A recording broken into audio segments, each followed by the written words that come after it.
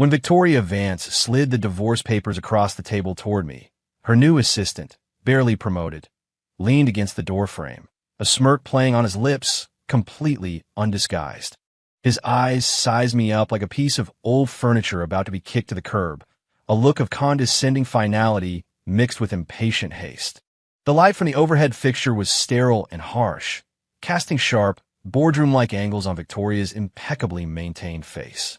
What she had pinned under her fingertips wasn't just a few sheets of paper, but a certificate of sale for the last 2 years of my marriage, a cashier's check for $2 million. Sign it. Victoria's voice was flat, as if finalizing a routine contract clause. She tapped a manicured nail on the check, making a faint clicking sound. It's time to make things official with him. And this, she added, her gaze finally flicking toward me, is more than enough for you to go back to that little town of yours and live comfortably for the rest of your life. She didn't even really look at me, her focus returning to the papers as if confirming a trivial number. The air was thick with the lingering cold notes of her expensive perfume, mingling with the deliberately ostentatious cologne of the young man at the door. It was the scent of victory. I leaned back into the sofa, my gaze drifting from Victoria's indifferent profile to the unabashed triumph on the young man's face, finally settling on the papers and the check. $2 million. 2 years. A generous monthly stipend. A pure return on investment. Not bad. A small smile touched my lips, so faint I was probably the only one who noticed. Pen, I said. Victoria seemed surprised by my swift compliance. Her tapping finger paused for a fraction of a second as she glanced up. A flicker of something like, "At least you know what's good for you," crossed her eyes before they reverted to their usual business-like detachment. She jutted her chin toward the door. The assistant immediately straightened up, his face breaking into an obsequious grin. He strode over, pulled a Mont-Blanc pen from the inner pocket of his ridiculously expensive suit, and held it out to me. The gesture dripped with condescension, like an offering to the poor. I took it without looking at him. The cool metal met my fingertips. I flipped the agreement straight to the final page. The signature line was empty, waiting for my name to end this 2-year-long farce that was more a business arrangement than a marriage. Victoria's signature was already there, a confident, powerful flourish that embodied her need for control. The nib scratched softly against the paper. I signed my name quickly, steadily. The last stroke was done. The dust had settled. Victoria seemed to let out a breath she hadn't realized she was holding, the tense line of her jaw softening slightly. She took the papers, verified my signature, and then pushed the check toward me. I folded it and stuffed it casually into my jeans pocket. The paper was light, almost weightless, yet it was a heavy, tangible marker of a newfound freedom. Tori, the assistant, cooed, instantly plastering himself to her side, his arms sliding around her waist with practiced ease. His voice was sickeningly sweet. "All taken care of? Are you tired? I booked us that chef's table at Sushi Nakazawa for tonight." Victoria didn't push him away. She just gave a faint and let him half embrace her as they walked toward the stairs, not sparing me another glance. The sharp clicks of her heels on the marble staircase echoed, crisp and hollow, each step taking her further away from this home she had never truly inhabited.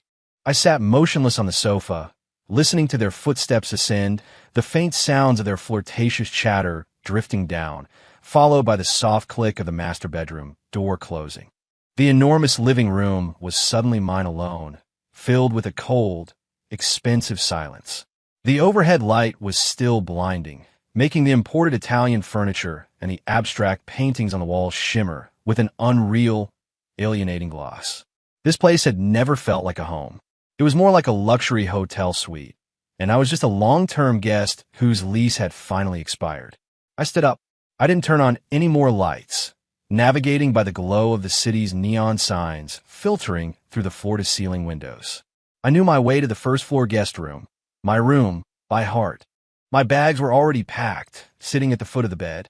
It was just one large hiking backpack. Inside were a few changes of comfortable clothes, a couple of books, a laptop, and a worn old wallet I'd had for years. The things that were actually mine were pathetically few.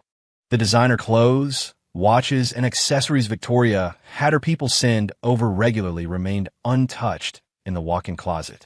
They belonged to this space, not to me. I unzipped the innermost pocket of the backpack and tucked the folded check inside, next to a faded photograph. It was a picture of my parents standing in front of our old house, their smiles gentle. The cold, crisp edge of the check pressed against the warmth of the photo, a strange contrast. I shouldered the pack and opened the door. The living room was still empty and silent. I gave his gilded cage one last look, felt not a single pang of nostalgia, and walked out. The heavy security door clicked shut behind me, a dull, final thud that sealed that world away for good. The late autumn night air hit me with a biting chill, scattering the last traces of perfume that clung to my clothes. I took a deep breath of the cold, crisp air, and it felt like it cleared my lungs. I pulled out my phone. The Uber I'd called arrived in minutes. The driver was a quiet, middle-aged man. Seeing my large backpack, he asked casually, "Catching a train, kid?" "Yep," I said, getting into the back and setting the pack beside me. Penn Station. The car merged into the ceaseless flow of late-night traffic. Outside the window, the glittering cityscape blurred and receded. The skyscrapers, silhouetted against the night, looked like dormant beasts. This was Victoria's world, a world of ambition, speed, and cold, hard rules. I had only ever been a tourist at its edge. My phone screen lit up. It was a message on Instagram from Victoria's assistant. I opened it. It was just a photo. In it, he and Victoria were squeezed into a booth at some dimly lit, trendy bar. His arm was slung around her shoulder as he flashed a tacky peace sign at the camera, his face a mask of blatant gloating and provocation. Below it, a line of text. "Thanks for making it easy, Leo. Tori and I are going to be so happy. You go enjoy your retirement." The lighting was dim, but the relaxed, almost indulgent smile on Victoria's face was perfectly clear. It was an expression I had never once seen on her. With me, she had always been performing a serious contractual obligation, efficient, precise, devoid of any extraneous emotion. I stared at the photo, feeling no anger, no jealousy, just the quiet calm of finality. It was almost funny. My thumb hovered over the screen for a moment. I didn't reply. I didn't even delete the conversation. Instead, I opened my contacts, found the name Victoria Vance, long pressed it, and hit delete. The action was clean, without a shred of hesitation. After that, I shoved my phone back in my pocket, leaned my head against the cool glass of the window, and closed my eyes. The world went quiet, leaving only the monotonous hum of the tires on the pavement, a hypnotic, rhythmic beat. Penn Station was ablaze with light, still bustling with people even late at night. Red text scrolled relentlessly across the giant departure board. I got my ticket and walked into the waiting area with my pack. The air was a mix of greasy smells from fast food joints, the chemical tang of disinfectant, and the weary scent of countless travelers. A woman's crisp, clear voice announced train information over the PA system. I found a seat in a corner and set my backpack at my feet. The phone in my pocket vibrated again. I pulled it out. It was a text alert from my bank. My personal account had just received a transfer of $2 million. The transaction memo contained a single, cold word, severance. Staring at that long string of zeros, a strange feeling began to build. It wasn't elation, but rather the profound relief of a heavy burden finally being lifted. This check, along with the monthly stipends Victoria had deposited over the past 2 years and the returns from the careful investment of my parents' settlement money, was my ticket to freedom. It all sat there silently, a solid foundation paving the road to a future I had planned long ago. Ding dong. Attention passengers, the Amtrak Northeast Regional train to Vermont is now boarding. I stood up, shouldered my heavy pack, and merged with the crowd heading for the gate. I passed through the turnstile, walked down the long platform, and finally stepped onto the train. I found my window seat. Outside, the platform was brightly lit, filled with figures hurrying along, dragging suitcases. The train began to move, smoothly accelerating. The platform lights shrank and receded, eventually replaced by an endless darkness dotted with the sparse lights of the distant city. The window reflected my own vague image, calm, even relaxed, a look of profound relief on my face. I placed the backpack on my lap, unzipped it, and double-checked that the check and my parents' photo were still there. My fingertips brushed the edge of the photo, and I felt a flicker of warmth. Then, from a side pocket, I pulled out something else, a small palm-sized soft leather notebook, its edges frayed from years of use. The cover was plain dark brown leather. I opened it. Inside was my parents' handwriting, neat and clear. It wasn't a diary. It was more like an incredibly simple yet precise guide to life. The first half was a detailed record of their household finances, down to the last cent. Every dollar earned, every dollar spent, even the price of a pound of green beans was noted. The second half contained the practical, even ruthlessly sharp, investment tips and wisdom they had accumulated over a lifetime. How to tell if a project was solid. How to read people. By looking at their eyes, their hands, the way they talked about their goals, whether it was hot air or real substance. How to stay calm during market fluctuations. How to calculate the balance between risk and reward. The language was plain, with no lofty theories, just the raw street smarts of survival. They were no Wall Street titans, just two ordinary people who had worked diligently their whole lives in a small town. This notebook was their humble attempt to leave me, their only son, a means of survival. It was the starting point, the foundation of all my investments. Without it, I wouldn't have had the money to help Sarah, let alone the funds to make that crucial angel investment in Victoria. My fingers traced the familiar script, those simple proverbs about reading people, and it was as if I could feel my parents' warmth. Victoria, Sarah, two completely different faces flashed through my mind. Victoria, back then, had sat across from me, looking gaunt and exhausted, but her eyes were like embers refusing to die out in a pile of ash. When she spoke of her failure, her voice was terrifyingly calm, filled not with complaints, but with analysis and reflection. And Sarah, my memory snapped back years ago. It was a sweltering September afternoon, the sun a blinding white glare. In the little diner behind the university, run by a kind woman named Maria, an old ceiling fan uselessly churned the thick, heavy air. I had just finished my first day of freshman classes and was sitting at my usual corner table, my calculus textbook open. My pen scratched across the paper, but my mind was drifting. After my parents passed, this small diner and the settlement money in my bank account had become my entire world. The glass doors swung open, letting in a gust of even hotter air. A hesitant figure stepped inside. I looked up instinctively. It was a girl. She wasn't tall, and so thin it seemed the breeze from the door could knock her over. She wore a faded old t-shirt, equally worn-out jeans, and a pair of white canvas sneakers that had been scrubbed to a pale gray. Her hair was pulled back in a simple ponytail, a few stray strands plastered to her temples with sweat. Her face was pale, her lips chapped, but her eyes were incredibly bright, carrying a kind of cautious determination and an undeniable nervousness. She stood at the entrance, her gaze quickly scanning the small diner, as if looking for something. Finally, her eyes landed on Maria, who was behind the counter wiping plates. The girl took a deep breath, as if summoning all her courage, and walked over. Her steps were light, almost timid. "Ma'am." Her voice was quiet, with a soft, melodic accent, but clear. "Excuse me, are you still hiring?" As she asked, her fingers twisted the hem of her faded t-shirt, her knuckles white from the pressure. Her eyes were cast downward, not daring to meet Maria's. Maria stopped wiping, looked up, and sized her up. The diner was empty, filled only with the monotonous hum of the fan. "We are," Maria said, her voice having the no-nonsense briskness of a local. "But it's hard work. Bussing tables, washing dishes, wiping things down. When it gets busy, you don't stop moving. Pays hourly, not great, but it comes with dinner. You think you can handle it?" The girl's head bobbed up and down like a pecking chicken, the hope in her bright eyes flaring to life. "Yes, ma'am, I can do anything. I'm not afraid of hard work." Her tone was so eager, it was almost desperate. "You look young, kid." "Freshman?" Maria asked, leaning against the counter. "Yes, ma'am. First year," the girl answered softly, her head ducking down again. "What about your family? They okay with you working? School just started." The girl went silent for a moment.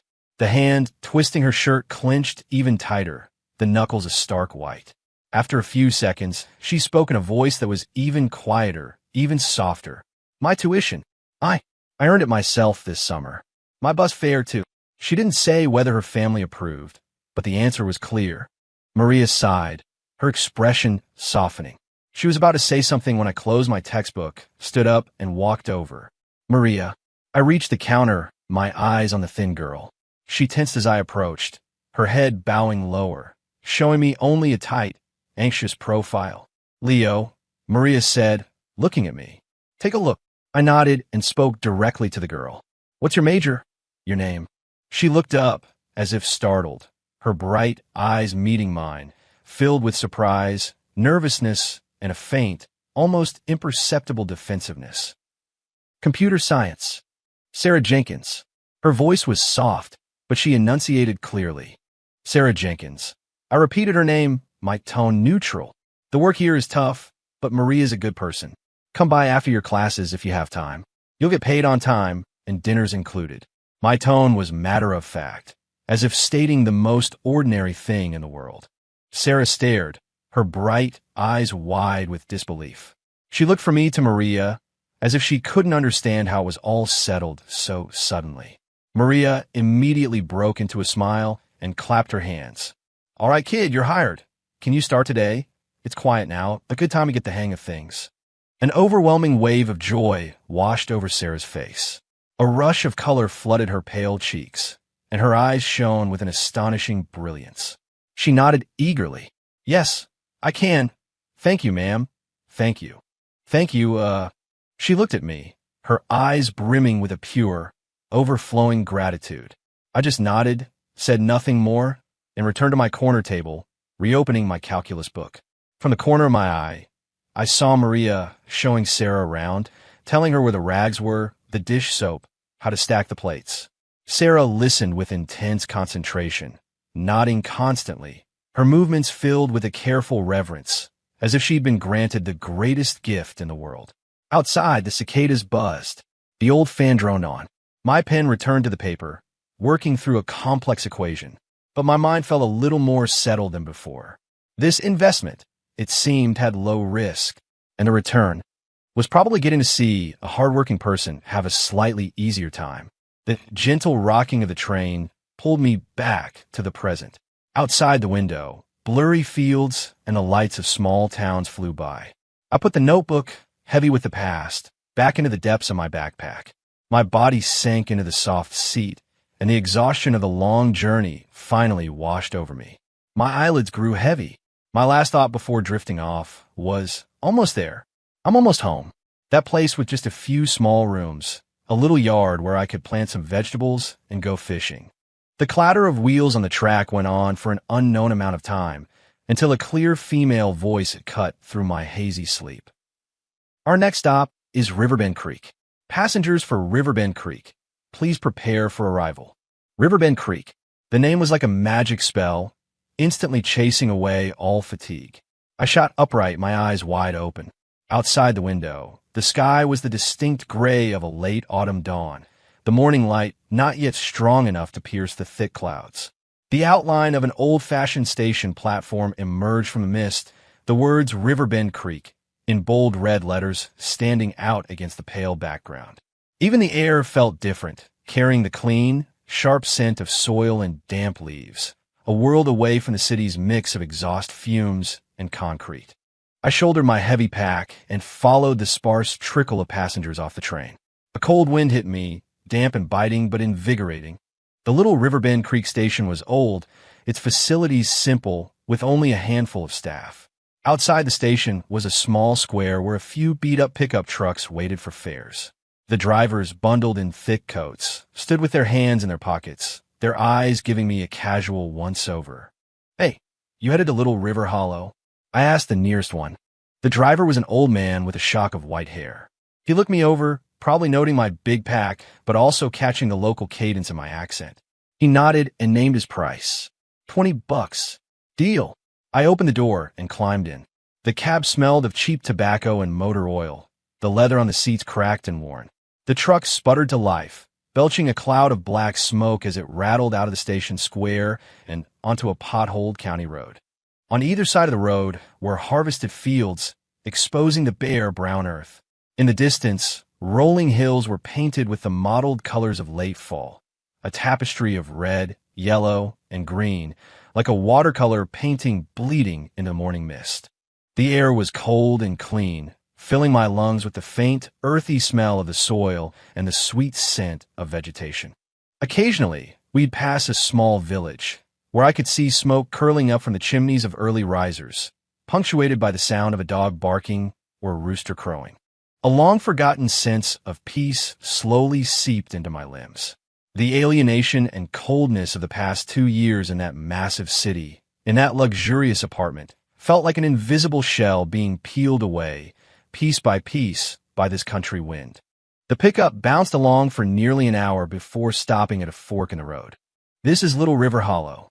Road gets too narrow for me to go any further," the old man said, pointing to a smaller dirt track. I paid him and shouldered my pack. I stepped onto the familiar, yet unfamiliar, dirt road. On both sides were the stubbled remains of rice paddies, with stubborn weeds along the banks, still holding onto glittering flecks of frost.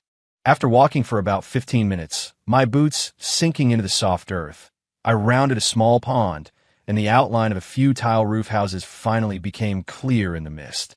A low stone wall, a mottled wooden gate, left slightly ajar. When I pushed it open, the hinges let out a long, familiar groan, like an old friend greeting a long-lost master. The small yard was empty, a pile of rotting farm tools in one corner, the ground littered with dead leaves. The 3 rooms of the house faced the gate, some of their roof tiles broken, the window panes coated in a thick layer of dust that reflected the gray-white sky. This was the old house my parents had left me. It stood there silently, bearing the marks of time's erosion, but also radiating a heavy, grounding sense of belonging. I dropped my backpack in the middle of the yard and looked around. The old persimmon tree in the corner was still there, its leaves all gone, leaving only a few bright red fruits hanging stubbornly from the branches like tiny lanterns. The iron handle of the water pump beneath, it was covered in rust. A wave of warmth, almost painful, washed over me. I was back. I was really back. The days that followed felt like they were in slow motion. Life became simple, tangible, filled with the smell of earth and sunlight. The first order of business was cleaning. A broom sweeping across the dusty, leaf-strewn floor raised a cloud of choking dust. I pumped water from the well and wiped down the grimy windows and furniture again and again. When sunlight finally streamed into the main room, the whole house seemed to come alive, filled with an old but clean scent. The plaster was peeling in some spots, revealing the yellow mud underneath. The roof leaked in a few places. I bought some tar paper and tiles, borrowed a ladder, and clumsily climbed up to patch it. I got blisters on my hands and my back ached, but looking at the repaired roof, I felt a deep, satisfying contentment. Cleaning the yard was an even bigger project. The weeds were nearly knee-high.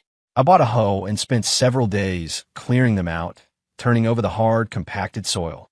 My neighbor, Brenda, saw me working alone and enthusiastically brought over some vegetable seedlings, scallions, garlic sprouts, a few young bok choy, and a small packet of radish seeds. "Leo, it's good to have you back, real good." Brenda's voice was loud and cheerful, her wrinkled face beaming with a simple, honest smile. "This house has been empty for too long. It's good to have life in it again. Planting a garden is a great idea. Nothing better than eating what you grow. If you need a hand with anything, you just let me know." "Thanks, Brenda." I took the seedlings and seeds, a warmth spreading through my chest. With Brenda's guidance, I cleared a small patch for a garden in a sunny corner of the yard. I learned to level the soil, dig shallow furrows, and carefully plant the seedlings before watering them. Watching those tender green shoots stand tall in the late autumn sun, a strange joy bloomed inside me. So this is what it felt like to help life take root and grow. The days slipped by. I was woken by birdsong, not an alarm clock. After a simple breakfast, I'd sometimes go out to the garden to pull weeds or water the plants. Other times, I'd just sit on a stool in the yard, soaking up the sun, reading a book, or doing nothing at all, just watching the clouds drift by. In the afternoons, I might take a simple fishing rod down to the small river behind the village and sit for hours. The river was shallow, the fish small, and catching anything was a matter of luck, but the quiet peace of waiting was enough. The $2 million check from Victoria had long been cashed and deposited, joining the previous monthly payments and the returns from my parents' wisely invested settlement. It was all just a series of quiet numbers in a bank account now. They were vast but silent, no longer requiring my active management beyond a periodic check of the conservative investment reports. They were the solid guarantee for my peaceful life, the foundation that gave me the confidence to be completely idle. I even started doing the math. My daily expenses were minimal. I grew my own vegetables and occasionally bought rice, flour, and meat. There are utility bills.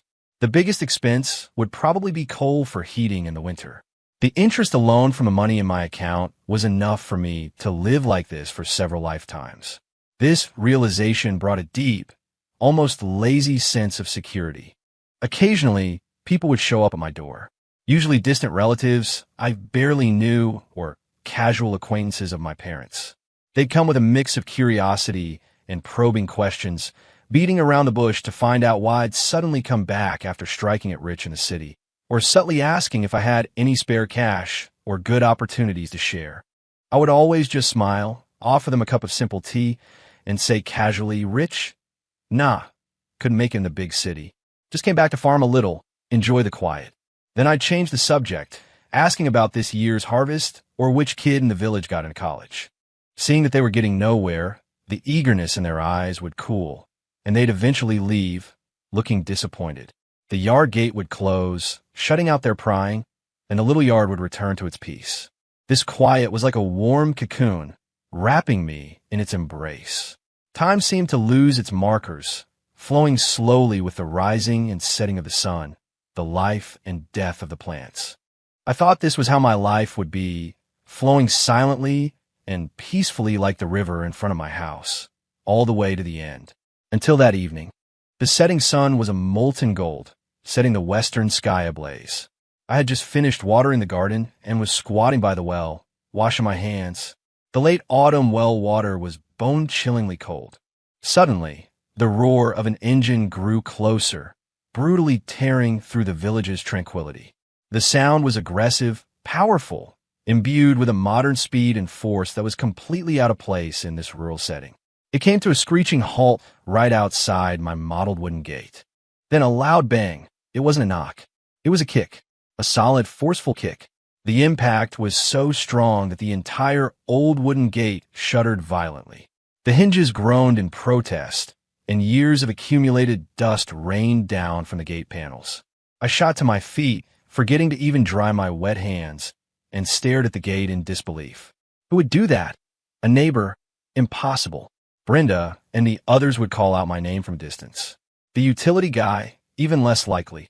Before I could even walk over, after another, even heavier bang, the weathered wooden gate was actually kicked clean open. The gate panel slammed against the stone wall behind it, then bounced back, hanging crookedly from its frame, looking like it could fall apart at any moment. A figure, wrapped in a strong scent of alcohol, stormed in like a whirlwind, nearly getting hit by the rebounding gate. The last rays of the setting sun hit her full on. She was tall, dressed in a sharply tailored, high-quality cream-colored trench coat over a matching cashmere sweater. Her long hair was fashionably curled and dyed a deep chestnut brown. Her makeup was exquisite, her features perfectly defined even in the twilight. But right now, her beautiful, almost aggressive face was flushed, her eyes hazy yet sharp, as if veiled in mist but burning with two small flames.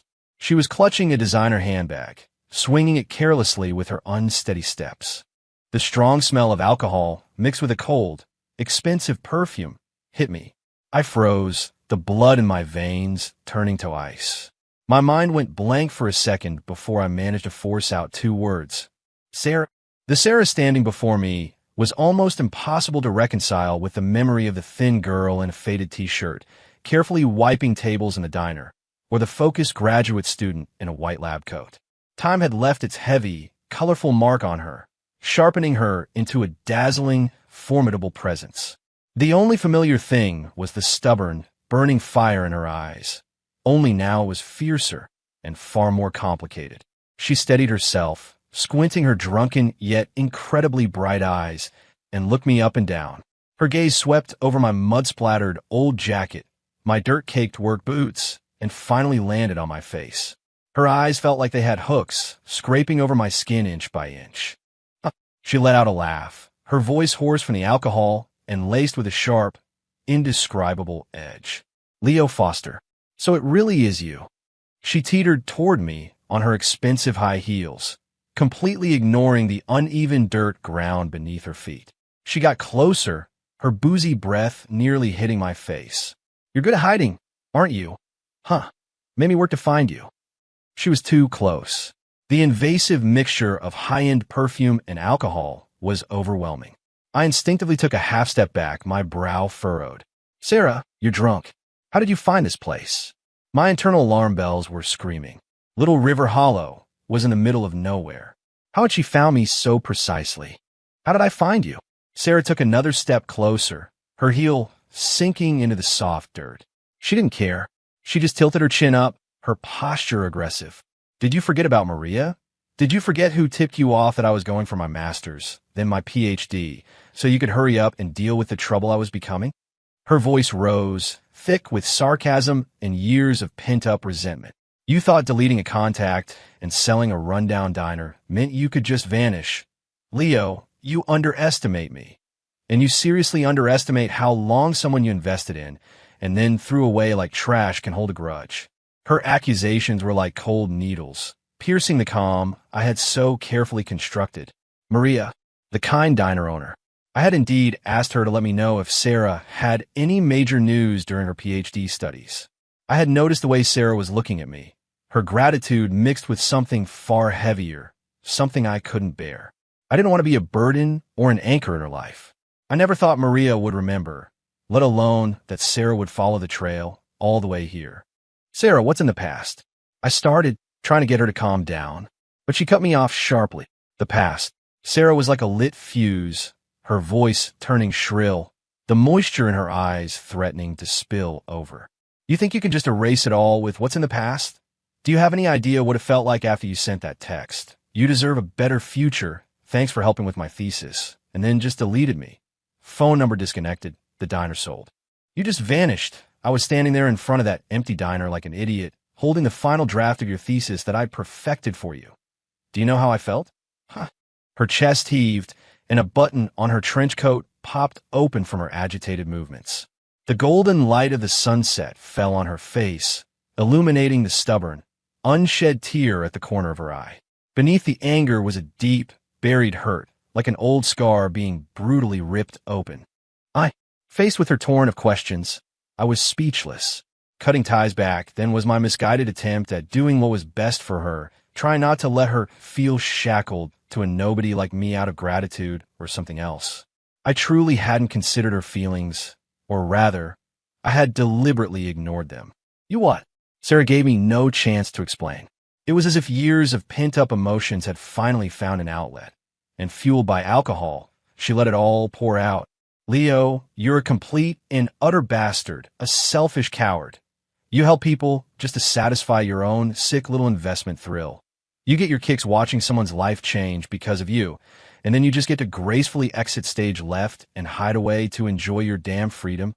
Did you ever think about the person you helped? Did you ever consider if they even wanted your kind of help? She grew more agitated as she spoke, her voice trembling with a sob, her body swaying from the emotional turmoil. Her beautiful eyes were locked on me, the fire in them threatening to burn me to a crisp. Sarah, calm down.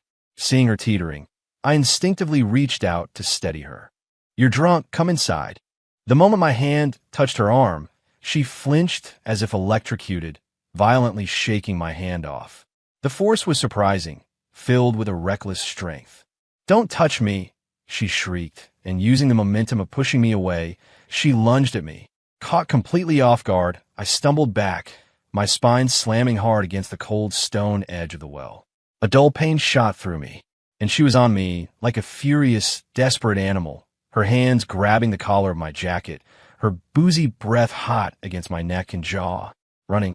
Her voice was right next to my ear, seething, filled with a near-maniacal obsession and a thick, suffocating pain. You were pretty quick to run back then. Huh. Once I was done editing your thesis, once you'd squeezed out all my value, you just deleted me and ran? Leo, life doesn't work that way. There's no such thing as a free lunch. Her body was pressed against mine, shockingly hot and soft, the scent of alcohol and perfume completely enveloping me. I tried to push her away, but the moment my hands touched her shoulders, she clung to me even tighter like a vine. What do you want? I was pinned against the well, unable to move. My voice hardened. What do I want? Sarah looked up, her drunken eyes meeting mine. Her exquisite face was inches from mine, her red lips curving into a tipsy, mischievous smile.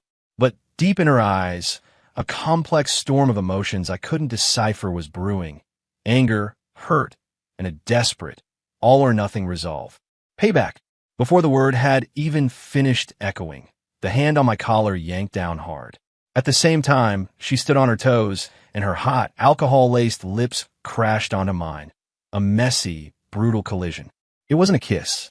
It was an exorcism, a branding, a savage declaration. Our teeth knocked together painfully. The overpowering taste of alcohol flooded my senses. My mind went completely blank with a deafening buzz.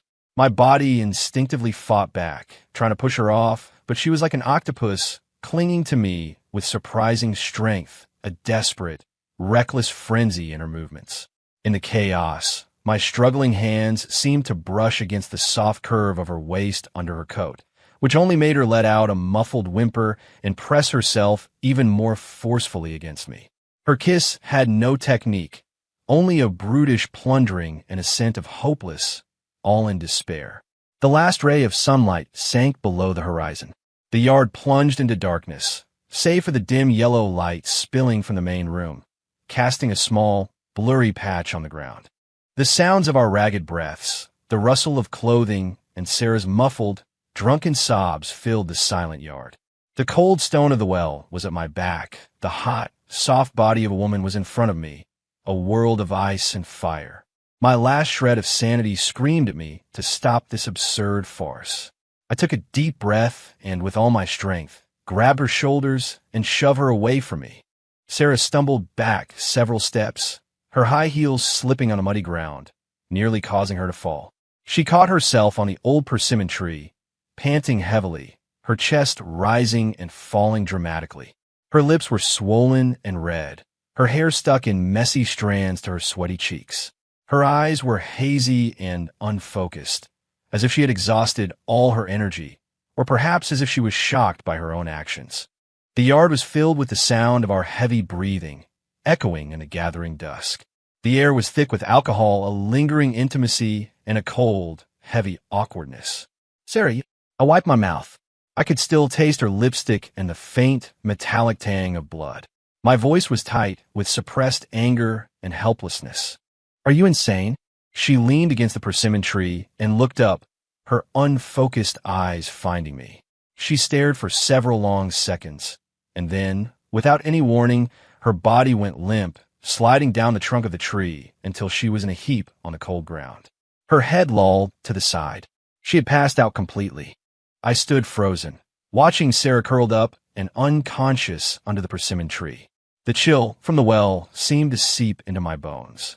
The night wind rustled the dead leaves on the ground, sending them skittering past her disheveled hair. The strong smell of alcohol filled the cold air. This was a nightmare. Just leave her there. The late autumn dew was enough to make someone seriously ill. Bring her inside. The whole situation was bizarre and promised endless complications. I rubbed my throbbing temples and finally let out a sigh of resignation. I bent down, carefully avoiding her expensive coat, slid one arm under her knees and the other behind her back, and lifted her into my arms. She was heavier than I expected, her soft body radiating a surprising amount of heat. Her head rested limply in the crook of my shoulder, her warm, boozy breath tickling my neck. I held her as steadily as I could, stepping over the scattered twigs and leaves, and carried her into the main room. A single bare bulb cast a dim yellow light. I laid her down on my bed, which was just a simple wooden plank with an old cotton quilt. She whimpered softly in her sleep, her brow furrowed in discomfort. I straightened up and looked at her. Her exquisite makeup was smudged, her long lashes casting restless shadows on her cheeks, her lips still swollen. Stripped of her conscious aggression and expensive armor, she looked fragile and disturbingly familiar, like the girl who had turned pale with fright after breaking a plate in the diner all those years ago. The thought was fleeting, replaced by a deeper sense of helplessness. Trouble. This was colossal trouble. I grabbed a clean, thin blanket from a nearby chair and haphazardly draped it over her.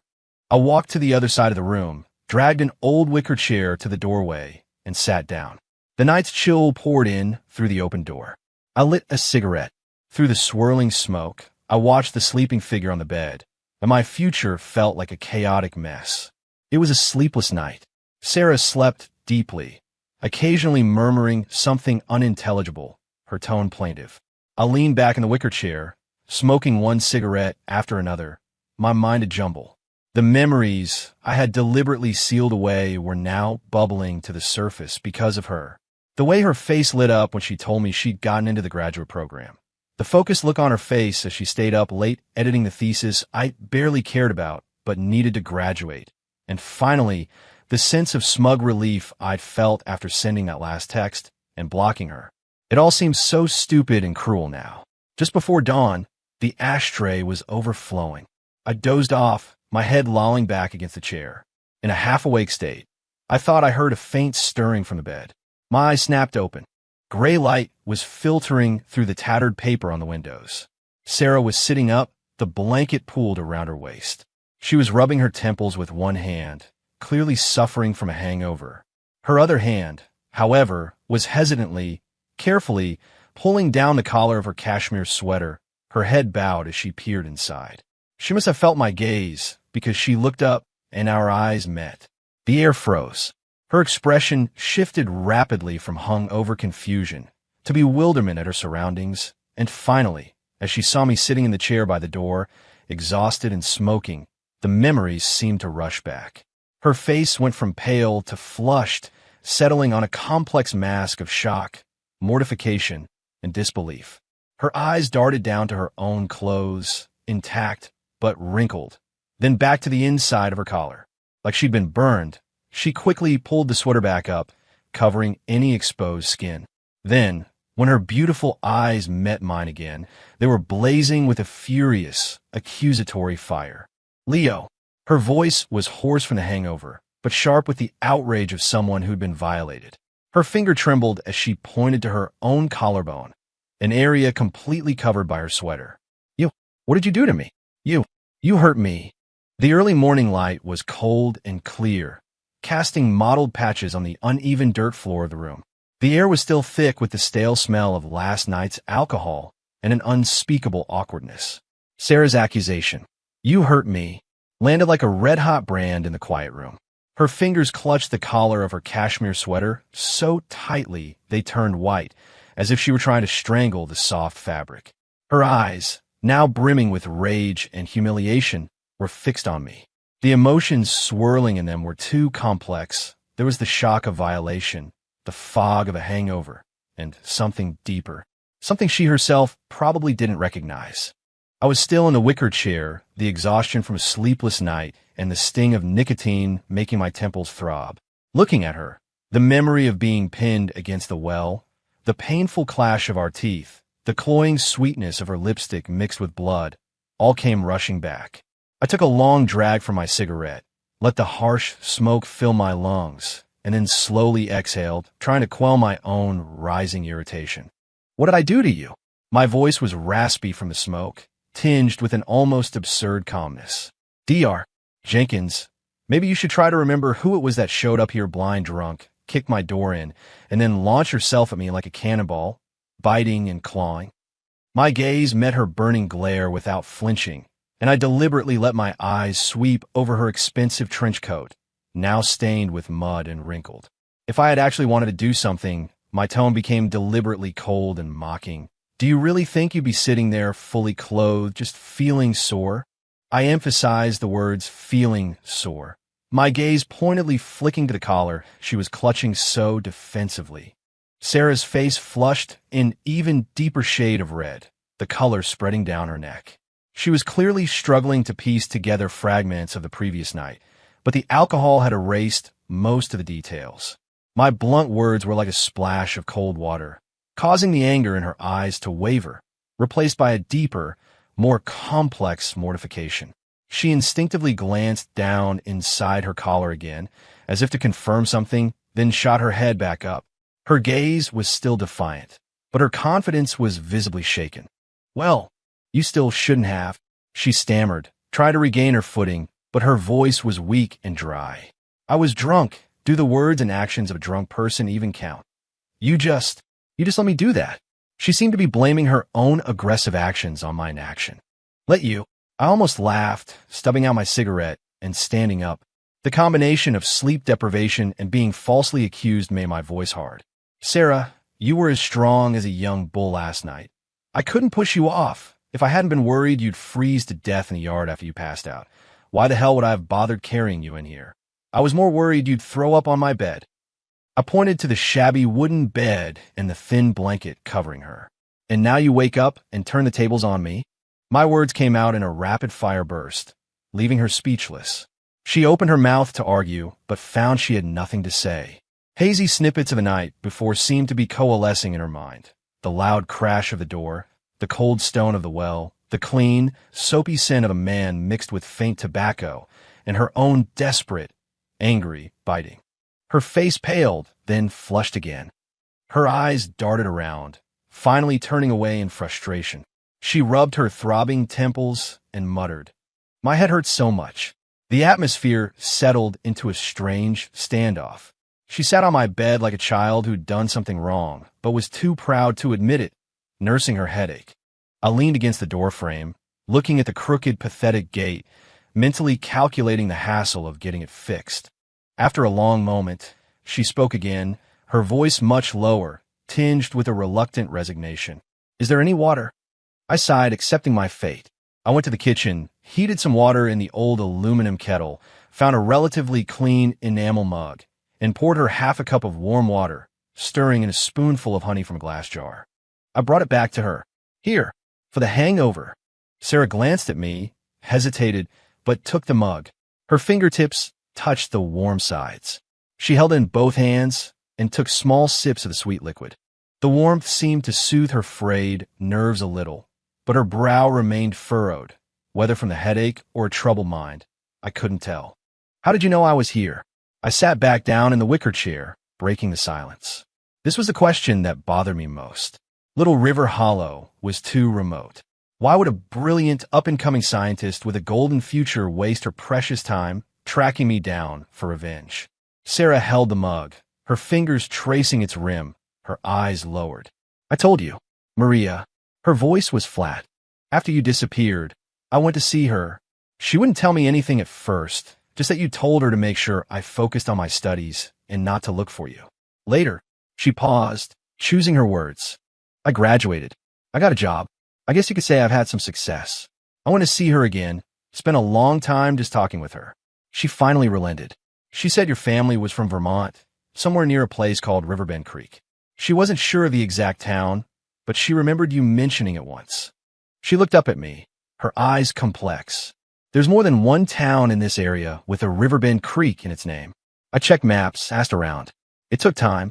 I had a conference in a neighboring state this month. After it ended, I rented a car, put Riverbend Creek into the GPS, and just started asking around, village by village. Her tone was matter of fact, but the dedication and effort behind it were immense. Was it worth it? I looked at her, voicing my genuine confusion. "Just to settle a score over a deleted contact. Sarah, you're Dr. Jenkins now. You have an incredible future ahead of you. You're managing multi-million-dollar grants.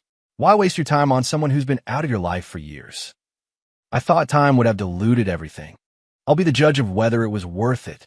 Sarah's voice suddenly sharpened, like a cat whose tail had been stepped on. She set the mug down with a soft thud, her gaze burning into me. "Leo, do you really think that your little bit of money back then, your so-called help, gave me a chance and you got to make a clean getaway, and I was just supposed to be eternally grateful and obediently follow the better future you planned for me? That I should just think of you as some benevolent symbol and we'd never see each other again?" Her words came quickly, filled with a suppressed agitation. "You're wrong. So wrong. You have no idea what you did for me back then. It wasn't just about the money. It was the first time I felt like the world wasn't just a cold, hard place. That it wasn't all about being used and exploited. That someone would actually extend a hand with no strings attached. You pulled me out of a swamp, gave me a chance to breathe, to look up at the sky. And then what?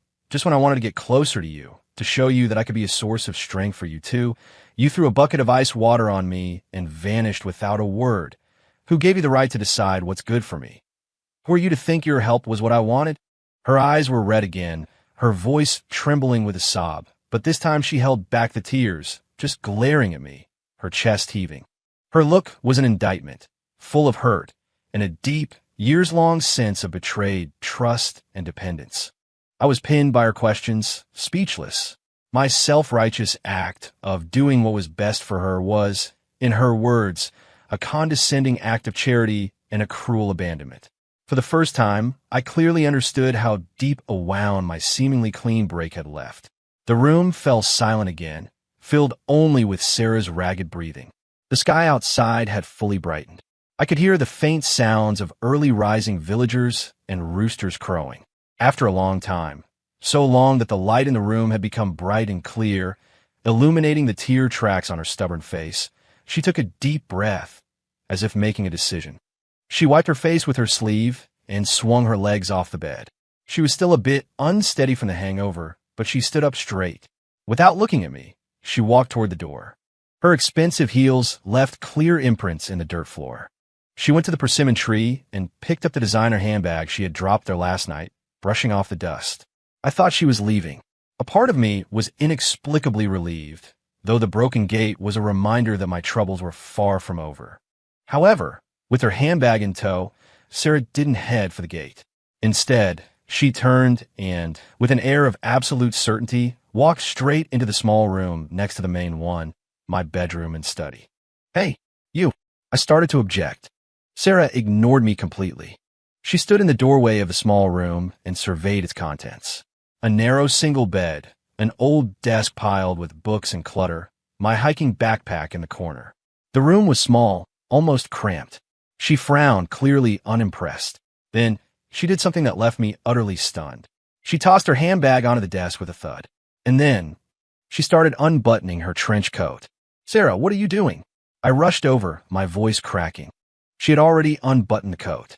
She slipped it off, draped the expensive garment over the back of the desk chair, revealing the equally high-quality cashmere sweater underneath. Then, as if she owned the place, she started looking around for something. "Do you have a clean towel? And a toothbrush?" She finally looked at me, her tone as casual as if she were at a hotel reception desk. "I stink of booze. It's disgusting. I need to take a shower." She even lifted her sleeve to her nose and wrinkled it in disgust. I was completely floored. "A shower? You want a shower here?" I couldn't believe my ears. "Sarah, get this straight. This is my house. And besides," I pointed to the broken gate. "You broke the gate. You need to pack up, and I'll find someone to take you back to town, find a hotel." "The gate's broken?" Sarah raised an eyebrow, as if just noticing. She walked to the doorway, glanced at the pathetic-looking gate, and said dismissively, "Oh, I guess I kicked a little too hard. How much? I'll pay for it." As she spoke, she actually pulled a thick luxury brand wallet from her handbag on the desk. Judging by its thickness, it was stuffed with cash. She held the wallet and looked at me, her expression a perfect picture of any problem that can be solved with money is not a problem, with a faint hint of provocation. "Name your price. This isn't about the money." I felt my temples start to throb again, a surge of anger rising. "Sarah, what the hell do you want? Wasn't last night's drunken rampage enough? This is the countryside. It's not your lab or a five-star hotel. There's no water heater. You want a shower, you have to heat water on the stove and use a bucket. And this is the only bedroom in the house. Oh, heat water? Then you'd better get to it."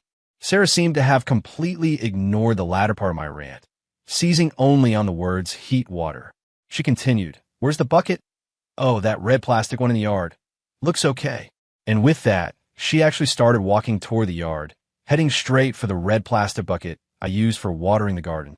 I watched, utterly dumbfounded, as this woman in a $1,000 sweater and high heels squatted down to pick up a mud-caked plastic bucket. The scene was so absurd it took my breath away. I strode over and snatched the bucket from her hand. "Sarah," I practically growled through gritted teeth. "Will you stop this? I give up. I was wrong, okay? I shouldn't have deleted you and vanished. I apologize, a sincere apology. I'm sorry. Are you happy now? Can you please just take your wallet, get in your rental car, and leave me alone?" Sarah didn't get angry that I'd taken the bucket. She just stood up and dusted off her hands. She looked at my exasperated face, and a faint, knowing smile touched her lips. There was no triumph in it, just a kind of sly satisfaction, like a plan coming together. An apology? She tilted her head slightly, studying me. "Leo, do you really think I drove all this way and kicked down your door just to hear a meaningless 'I'm sorry'?" She took a step closer. The lingering smell of alcohol had faded, replaced by her own clean, sharp scent. Her gaze was direct and piercing, as if it could see right through my calm facade. "Let me tell you something." Her voice was quiet but carried an undeniable force. "Last night, whether you admit it or not, it happened." Her fingertip, through her sweater, lightly tapped her collarbone, the very spot she had accused me of hurting this morning. "This is the evidence." Her tone was absolute. "When I, Sarah Jenkins, do something, I see it through to the end. And more importantly, I take responsibility." She locked her eyes on mine, her words slow and clear. "You invested in me back then. Now, it's my turn to take responsibility for you." Responsibility? For me? I was so stunned by her twisted logic that I couldn't find a single word to say. As for a place to stay, she looked around the dilapidated yard and the old house, her gaze landing on the crooked gate. "The broken gate is perfect. Saves me the trouble of kicking it in next time." She turned back to me, a gentle smile on her face, but the light in her eyes was like a hawk locking onto its prey. "I like this place. It's quiet. Good for recuperating." And she paused, her gaze sweeping over the newly sprouted seedlings in my garden patch before returning to my face, her smile deepening with a triumphant certainty. "I quit my job." Sarah's voice was quiet, almost relaxed, as if announcing a victory. But the words hit me like a boulder dropped into a still pond, sending out ripples of utter absurdity. Quit her job. The brilliant Dr. Jenkins, who was working on a major national research project, who had access to millions in grant money, whose future was dazzlingly bright. She quit to come to my rundown hovel with no water heater and declare she was going to take responsibility for me. I felt like I'd been struck by lightning. I stood there, frozen, the muddy red bucket still in my hand, a wave of incredulous heat rushing to my head, a buzzing sound in my ears. "You, what did you say?" My voice was as dry as sandpaper. "Sarah, get a grip. This isn't funny. People would kill for your job." "I'm perfectly clear-headed." Sarah's expression was calm, even relieved, as if a heavy burden had been lifted. She looked at me, her eyes free of their earlier aggression, filled only with a stubborn clarity. "Before last night, I might have hesitated, but when I kicked down that door and saw you standing here." Her gaze swept over the neglected yet budding yard, my mud-stained jacket, and finally settled on my eyes. I knew I'd come to the right place, and I made my decision. She took a step closer. The early morning chill seemed to retreat from the determined heat radiating from her. "The lab was great, the project was meaningful, the money was good," she said, her tone even as if stating fact about someone else.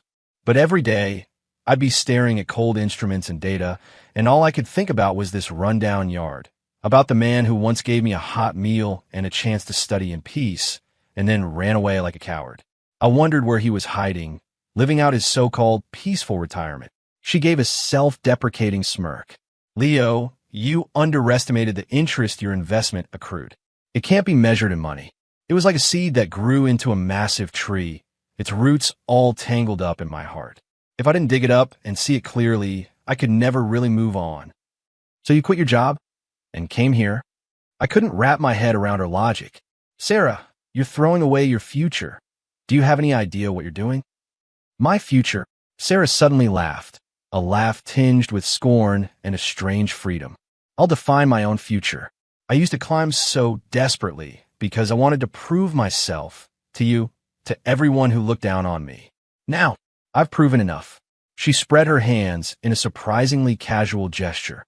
The grant money is more than enough for me to retire peacefully many times over. With the rest of my life, I want to try living differently. For example, right here, she pointed to the dirt at her feet. I want to figure some things out and get some things back. Get things back? I saw the stubborn, determined light rekindle in her eyes, and my internal alarms went off again. This woman was insane. Absolutely insane. Her idea of responsibility was clearly not what it sounded like. No, I refused flatly, slamming the plastic bucket down. This humble temple is too small for a goddess like you. The gate is broken, and I'm sending you on your way. I turned to go back inside and get my phone to call for a car. Leo, Sarah's voice rang out behind me, sharp and commanding. I stopped but didn't turn around. You just trying to make me leave? Her voice was quiet, but it drilled into my ears. I kicked the door in once, I can do it again. And again. You fix it, I'll break it. Or, her tone turned slyly threatening. I could call Maria right now. Tell her I found you. And that last night. Well, what do you think Maria would do? Don't you think she'd get on the next bus to come see for herself? Her health isn't what it used to be. What if the trip? Sarah, I spun around, furious. That's low. I learned from the best, Sarah said, crossing her arms and looking at me with an infuriatingly innocent smile. All's fair in love and war. Wasn't that the first lesson you taught me, Professor Foster? See an opportunity and seize it. I was speechless, looking at her face, which screamed, I'm staying, and there's nothing you can do about it. A profound sense of powerlessness washed over me. This woman was 100 times more difficult than Victoria. At least Victoria played by rules, made deals. Sarah, when she set her mind on something, she was relentless and would stop at nothing. What do you want? I asked, the words ground out from between clenched teeth. Simple. Sarah held up a finger, her smile bright. First, I'm staying for a while. As for where? She looked around. That little room of yours looks fine. It's a bit of a mess, but we can clean it up. That's my storage room. I protested. Exactly.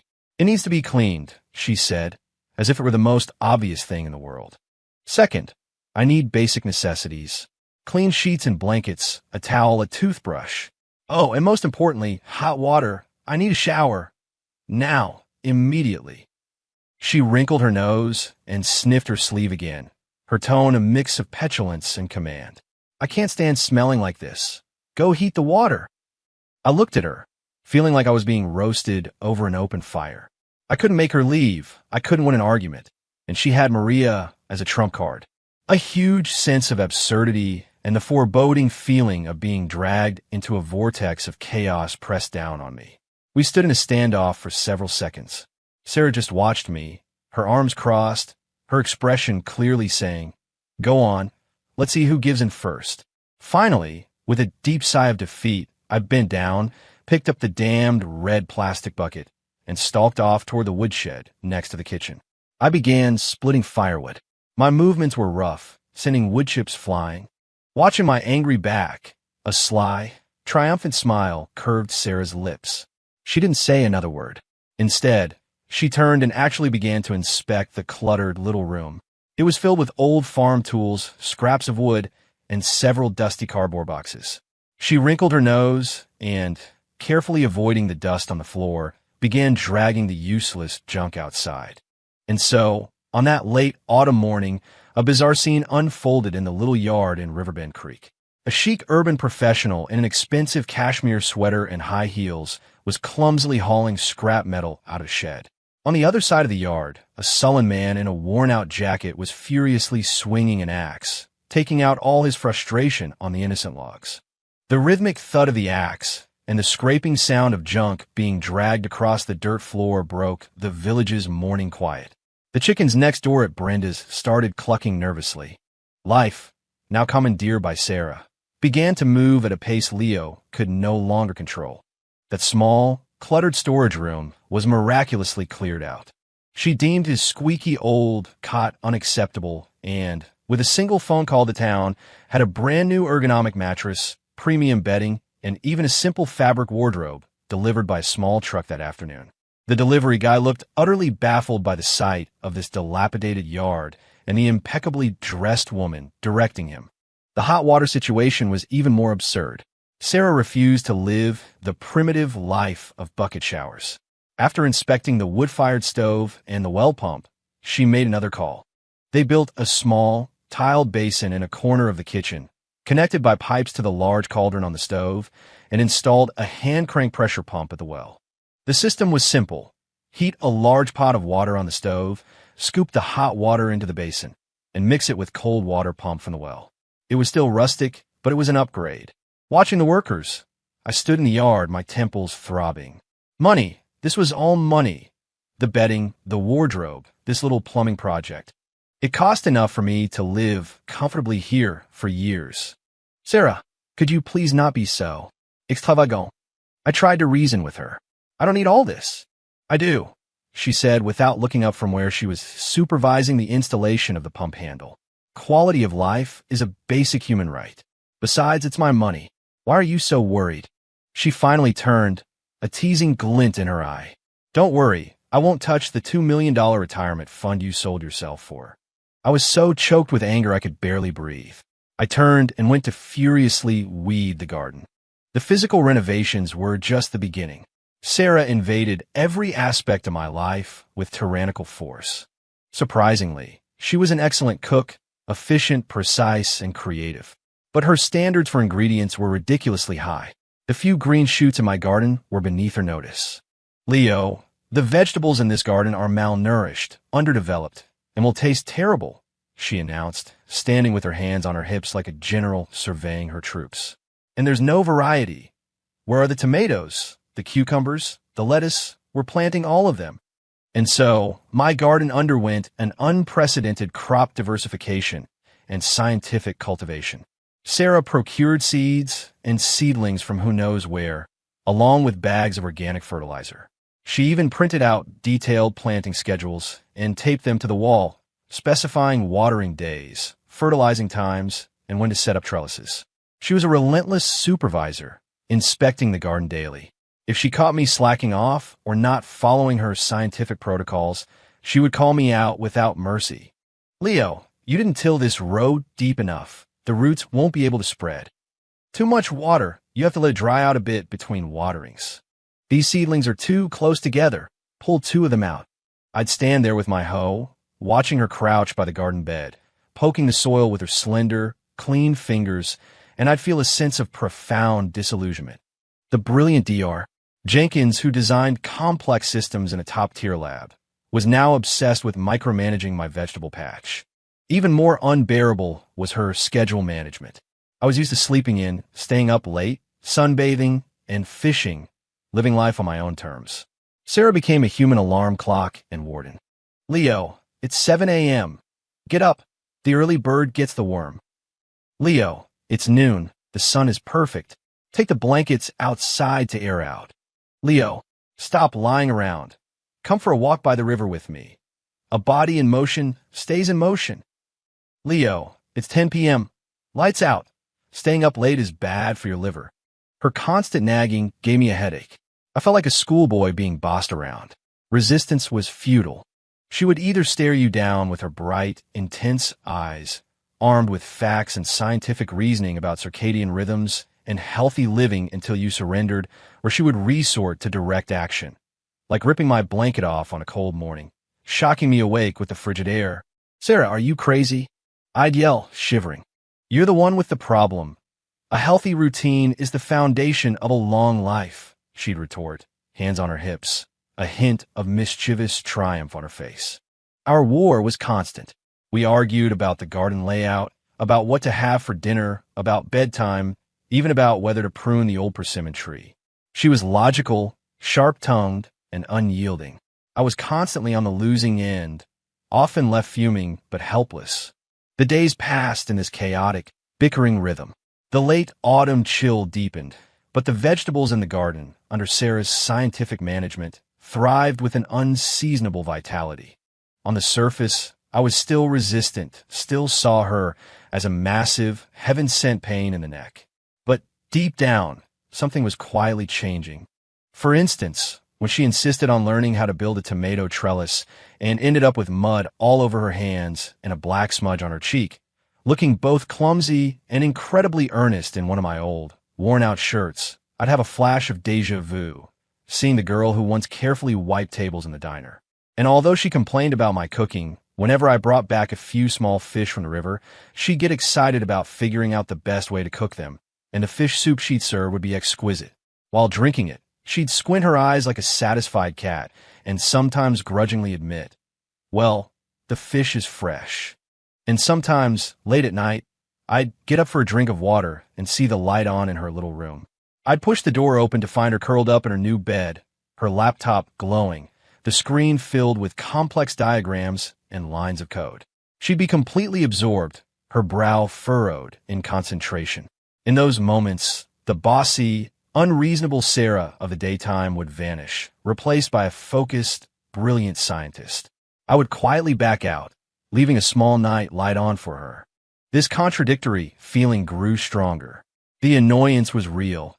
My quiet pond had been disrupted by a vibrant, cannonballing stone. But the stagnant water of my life had also been stirred into motion. A long-lost feeling of being alive, full of hustle and bustle, was quietly growing amidst the chaos.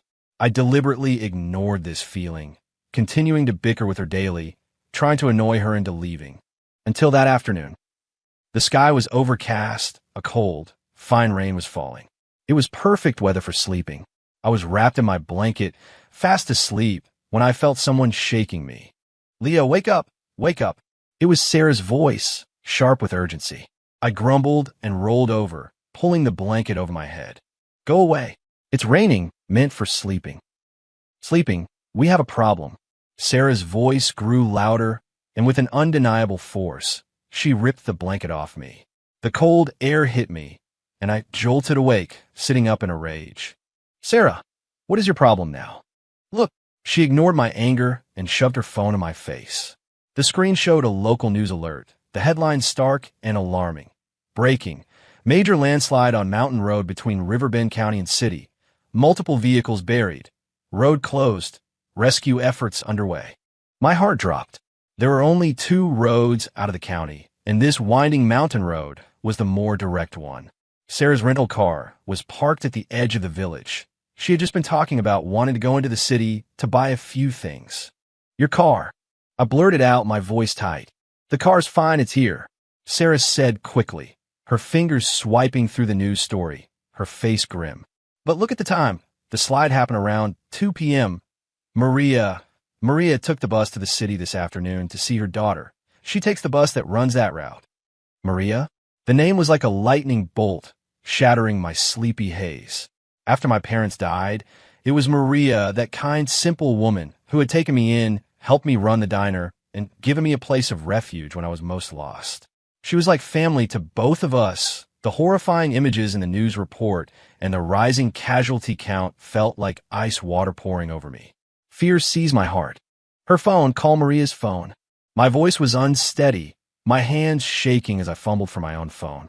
I tried. It's going straight to voicemail. Sarah's voice was trembling slightly. She had obviously been trying to reach her. "Call her daughter, quick." I forced myself to be calm, quickly finding the number and dialing. The ringing felt endless, each tone hammering on my frayed nerves. "Hello, Leo." The call connected.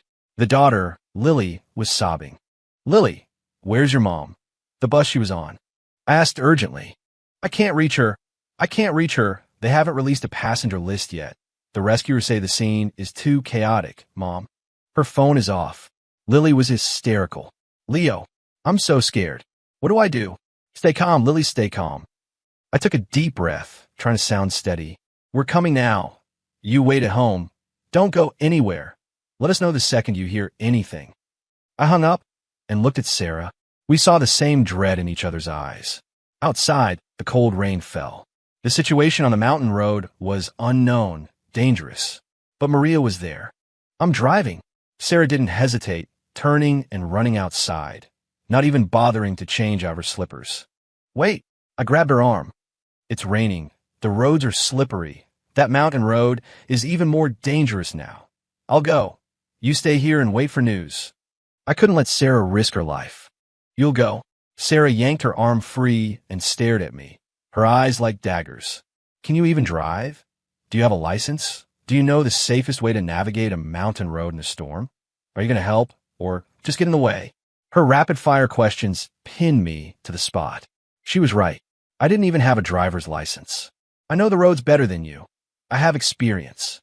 Sarah's tone was absolute, filled with a decisive authority. You stay here, keep the lines of communication open, answer any calls from Lily, and get hot water, clean towels, and blankets ready, just in case. In case they rescue Maria and she needs. She didn't finish the sentence, but we both knew what that "in case" meant. Sarah. I watched her thin but resolute figure in the rain, a storm of emotions churning inside me. In that moment, the bossy, unreasonable Sarah vanished, replaced by a calm, decisive, and deeply loyal woman. Stop wasting time. Every second counts. She ran into the rain without looking back, toward the black SUV she had rented. The rain instantly soaked her hair and shoulders. I stood under the eaves, watching as she expertly started the engine. The headlights cut through the gray curtain of rain. The engine roared, and the vehicle shot forward, splashing through the mud, and quickly disappeared around a bend in the road. The cold rain hit my face. I was alone in the now empty and quiet yard, the sound of the downpour filling the silence. An unprecedented sense of panic and concern gripped my heart, not just for Maria, but for the figure who had just plunged headfirst into the dangerous storm.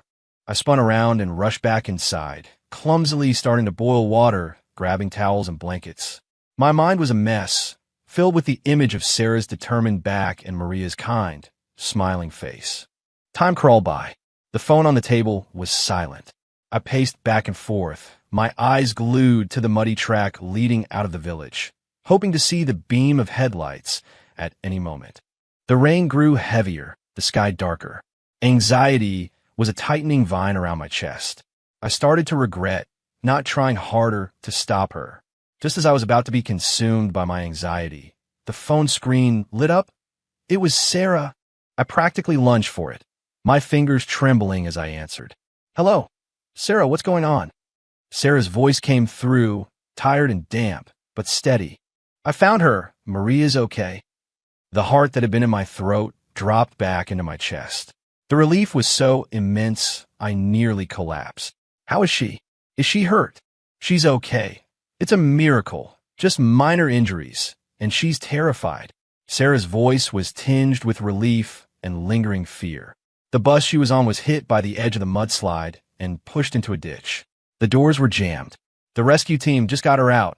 She has some scrapes on her arm and a sprained ankle, but she's conscious. We're in an ambulance on the way to the county hospital now. Thank God. Thank God. I murmured, leaning against the table for support, feeling completely drained. Do you have everything ready? Sarah asked. Yes. Hot water, towels, blankets, all ready. Good. We should be at the ER in about half an hour. Meet us there. Sarah hung up. I stood stunned for a few seconds, then sprang into action. I filled a thermos with boiling water, grabbed the blankets and towels, locked the still crooked gate, and ran out into the rain. I managed to flag down a pickup truck heading to town, paying the driver double to get me to the hospital as fast as possible. Bouncing along in the back of the truck, the cold, rainy wind whipping my face, I clutched the thermos and blankets, my mind racing. The last hour had been a nightmare. And Sarah, the woman who had, without a moment's hesitation, charged into danger, calmly found Maria and arranged everything. My perception of her shattered all previous labels. Annoying, unreasonable, crazy. She wasn't crazy. She just knew exactly what she wanted. And in a crisis, she had more courage and competence than anyone I knew. The county hospital ER was chaotic. I spotted Sarah immediately on a bench in the hallway. She was soaked to the bone, her hair plastered to her pale face, her expensive sweater and pants caked in mud. She was wearing only one slipper. The other foot was bare on the cold tile floor. She was bent over, gently wiping the mud from Maria's face and hands with a towel. Maria was leaning against her, pale and shaken, her arm bandaged, her ankle visibly swollen. When Maria saw me, she burst into tears. Leo, Sarah. Maria, it's okay. You're safe now. I rushed over, putting down the thermos and blankets. I wrapped a thick blanket around her and poured her a cup of hot water. Drink this. It'll warm you up. It was Sarah. Maria sobbed, clutching the cup. If it wasn't for her, it was so dangerous. She just ran right over, shouting my name. I looked at Sarah. She looked up, her face exhausted, her eyes red from the rain and stress, but they were incredibly bright. She gave me a weak, tired smile and went back to gently cleaning the dried mud from Maria's hair. She was so gentle, so focused. In that moment, the smell of antiseptic, the surrounding chaos, it all faded away. All I could see was this drenched, disheveled, yet luminous woman. An indescribable warmth surged through my chest, hitting me with a delayed but powerful impact. Just then, the sharp, rhythmic click of high heels echoed from the ER entrance, followed by a cold, furious female voice that shattered the fragile peace. Leo Foster, I knew I'd find you here. The voice was like a shard of ice, sharp and cold, laced with a rage that had been pushed to its limit. It cut through the ER's cacophony of antiseptic, damp earth, and anxiety. I whipped my head around. The glass doors had been shoved open with such force they slammed against the wall. And there stood Victoria Vance.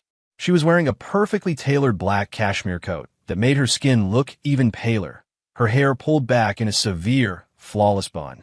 Her face was etched with the fatigue of a long journey, but it was overshadowed by a stormy, furious expression. Her eyes, the same eyes that could command a boardroom, were now locked on me, burning with a cold fire, so intense they felt like they could bore holes through me. How was she here? How'd she find this place? The ER in this tiny Vermont county. Right now, a wave of pure shock seized me. The blanket in my hands felt leaden. I was frozen. Victoria's gaze stayed on my face for 3 long seconds, the cold scrutiny of her stare threatening to turn my blood to ice. Then her eyes moved slowly. They swept over Maria, huddled in her blanket, and finally, they landed on the person next to me, on Sarah, who was drenched, mud-caked, 1 foot bare, still holding a towel. Sarah had looked up at the sound of the voice. Her face was still weary and worried, but the moment she saw Victoria, her bloodshot eyes narrowed with an instant, undisguised hostility. She didn't move from her half-crouched position, but her fingers tightened on the towel. The 2 women's gazes collided in midair. It was silent, but charged with invisible sparks. One, a polished, freezing cold corporate powerhouse. The other, a disheveled but fiercely defiant academic. The contrast was stark and bizarre. Victoria's lips thinned into a pale, hard line. She took in Sarah's appearance, the easy proximity between us, the bare foot on the dirty floor, and the anger in her eyes flared, mixed with a look of utter disgust and offense. She started walking toward us, the sharp clicks of her designer heels on the linoleum floor a menacing drumbeat. She stopped a few feet away, looking down at me, her voice so cold it could freeze water. Leo, you've really outdone yourself. Her voice was quiet, but it seethed with a chilling venom. I knew you left too easily. So this was it. You already had your next mark lined up, hiding out in this godforsaken backwater to play what? Hero in some pathetic melodrama. Her eyes flicked contemptuously over Sarah's muddy clothes and bare foot, a cruel smirk twisting her lips. An interesting change of taste. You throw away a comfortable life because you prefer this. Rustic flavor? What? Was servicing one rich woman not enough? You had to go and find yourself a dirt-poor charity case. Victoria. My own anger surged, and I cut her off, my voice sharp. Watch your mouth. This isn't the place for your drama. My drama. Victoria laughed, a harsh, ugly sound. Leo, you took my money and ran off to shack up with this trash, and you have a nerve to tell me I'm causing a scene. She stabbed a finger towards Sarah. Who is she? Huh? When did you 2 start sneaking around? Was it while you were still with me? Is that why you agreed to the divorce so quickly? Tell me. Her accusations were ludicrous and vile. I was shaking with rage, about to retaliate, but a calm, cold voice beat me to it. Ma'am, it was Sarah. She had stood up, despite being drenched and disheveled, barefoot, and slightly shorter than Victoria in her heels. Her spine was ramrod straight, her chin slightly lifted. She wasn't looking at Victoria. Her eyes were on me, her tone as matter-of-fact, as if she were stating a simple truth, but it carried an authority that instantly silenced Victoria's hysteria. So this is the famous ex-wife? The one who, after you saved her from bankruptcy with your life savings, got successful and then immediately started fooling around with her boy toy assistant, finally paying you off with $2 million like you were some homeless beggar. Sarah's voice was clear and steady, each word a cold, hard pebble dropped into the charged silence. She even tilted her head, her expression one of mild, academic curiosity. It felt like the air around us exploded. The color drained from Victoria's face. Her carefully constructed mask of cold superiority shattered. Her eyes widened, her pupils contracting as if she'd been stripped naked under a spotlight, her deepest shame exposed for all to see. Her lips trembled, but she couldn't form a word. Sarah, however, seemed oblivious to Victoria's breakdown. Her gaze finally shifted to Victoria, a faint, devastatingly effective smile playing on her lips. I see it is, she nodded gently. Amazing what a good wardrobe can do. A $10,000 coat and designer heels certainly look more respectable than begging for enough money for a bowl of soup on a street corner. That was the final blow. What nonsense are you spouting? Victoria finally found her voice. It was shrill, panicked, and humiliated. Leo, you told this woman about that. Have you no shame? Why so upset, Ms. Vance? Sarah's voice was laced with undisguised mockery. If you didn't want people to know, you shouldn't have done it. You can't be afraid of the truth, can you? She took a small step forward, her bare foot silent on the cold floor, yet she seemed to be standing on higher ground. Her gaze became intensely focused, pinning the pale, gasping Victoria in place. And let me correct you on a few points. Sarah's voice turned to ice. First, my relationship with Leo is none of your business. You forfeited that right when you bought your way out of your marriage. Second, he is not living off your money to support me. To be precise, she paused, her eyes flicking to me with a clear, possessive meaning. From now on, I am supporting him. She turned her gaze back to Victoria, her eyes filled with a clinical pity and merciless scorn. After all, it must be tough getting stabbed in the back by the little pet you were keeping. I hear he made off with your company's trade secrets and your entire client list. A classic tale of losing both your boy toy and your fortune. It's no wonder you're so angry. You must feel like a stray dog, running all the way out here to bark at the man who got away. Every word from Sarah was a perfectly aimed dagger, twisting into Victoria's most painful, most humiliating wounds. The assistant, stealing from her. The company in crisis. All the secrets she had desperately tried to hide were now being laid bare with brutal precision. Victoria swayed, her face a deathly gray. She stared at Sarah, her eyes filled with a horrified, venomous disbelief, her mouth opening and closing, but no sound coming out. The curious glances from onlookers now felt like needles. She finally whipped her head around to glare at me one last time. Her expression was a toxic cocktail of rage, resentment, disbelief, and a sliver of humiliated regret. Then she turned and practically fled, stumbling on her high heels, a pathetic, defeated figure disappearing out the ER doors into the cold, rainy night. A strange silence descended on the hallway. I stood there, my heart still pounding, my palms slick with sweat. I stared in the direction Victoria had gone, a complex, bitter taste in my mouth. 2 years of marriage, ending in this ugly, public spectacle. Ahem. Maria's weak cough brought me back. She looked worriedly between me and Sarah. I took a deep breath, pushing down the turmoil of emotions, and knelt to comfort her. It's okay, Maria. It's all over. Sarah knelt beside me, picking up the towel and resuming her gentle cleaning of Maria's hands. Her face was calm, as if she hadn't just verbally annihilated a woman. But as she looked down, I thought I saw the corner of her mouth twitch in a fleeting, satisfied, and fiercely proprietary smile. A nurse arrived with a gurney to take Maria for more tests. As we followed, I walked beside Sarah. I hesitated, then spoke in a low, hoarse voice. How did you know? About her company, the assistant. Sarah didn't look at me, her eyes fixed on the gurney ahead. Oh, I did some research before I came, she said, her tone as casual as if discussing the weather. Her company's troubles are an open secret in certain circles. As for the assistant, she finally glanced at me, her look saying, "Is it not obvious? What other reason would she have for letting you go so easily with so much money, unless he'd made it impossible for her to do otherwise?" I was speechless. She looked away, adding coolly, "You have terrible taste in women." Once again, I had no reply. Looking at her calm profile, the complex storm of my own emotions was suddenly replaced by a sense of resigned absurdity. This woman, what other tricks did she have up her sleeve? The test results confirmed Maria just had minor injuries and was suffering for shock. After getting her settled in a room for the night, it was already late. The rain had stopped. We walked out of the hospital into the cold night air.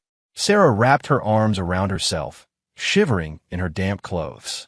I took off my dry jacket and handed it to her. She looked at the jacket, then at me, and took it without a word, pulling it on. It was huge on her, enveloping her in my warmth and the faint smell of tobacco. We walked in silence toward her car. "Today, thanks," I said quietly. "Thanks for risking yourself for Maria, and thanks for defending me." She just made a small sound of acknowledgement. When we reached the car, she turned to face me, her eyes shining in the dim light of the parking lot. "Leo," she said, her voice serious. "Yeah, she was never good enough for you," Sarah said, her eyes locked on mine. "Not then, and especially not now." I was stunned, my heart giving a strange lurch.